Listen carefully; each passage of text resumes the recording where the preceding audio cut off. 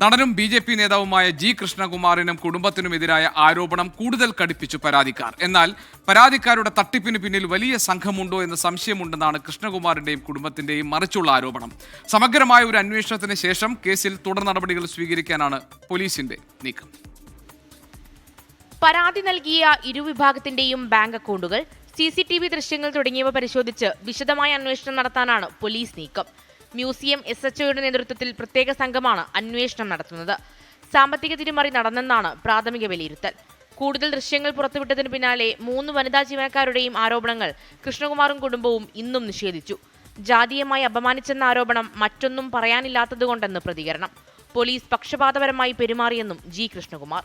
ഈ കുട്ടികളുടെ bank statement എടുത്ത് മാത്രം പരിശോധിച്ചാൽ തീരാവുന്ന വിഷയമേ ഉള്ളൂ. കാരണം പണം എടുത്തിട്ടുണ്ട്, അവർ തന്നെ പറയുന്നു പണം ഞങ്ങൾ എടുത്തിട്ടുണ്ട്.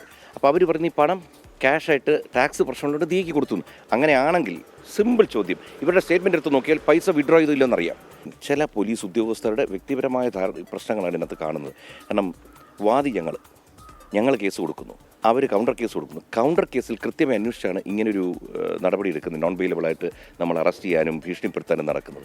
ഈ ജാതി മതം നോക്കിയല്ല ഈ ജോലിക്ക് ആൾക്കാർ എടുക്കുന്നത്. ആരെങ്കിലും വരുന്നു, അവർ നല്ലവരാണെന്ന് തോന്നുകയാണെങ്കിൽ എടുക്കും. നമ്മുടെ സ്റ്റാഫായിട്ട് എടുക്കുന്നവർ ക്രിസ്ത്യനാണോ മുസ്ലിമാണോ അല്ലെങ്കിൽ വേറെ ഏത് ജാതിയാണോ ഇതൊന്നും നോക്കി ഇന്നവരെടുത്തിട്ടില്ല.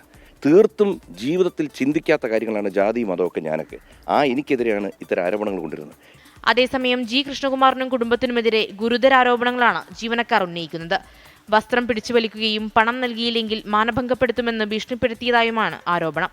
ജീവനക്കാർ നൽകിയ പരാതിയിലെ FIRലും സമാന വിവരങ്ങൾ രേഖപ്പെടുത്തിയിട്ടുണ്ട്. കൃഷ്ണകുമാർ, മകൾ ദിയ കൃഷ്ണ, ഭാര്യ സിന്ധു കൃഷ്ണകുമാർ തുടങ്ങിയ 6 പ്രതികളാണ് കേസിലുള്ളത്. കേസിൽ തിടുക്കത്തിൽ നടപടി വേണ്ടെന്നാണ് അന്വേഷണ സംഘത്തിന്റെ തീരുമാനം. 24 തിരുവനന്തപുരം.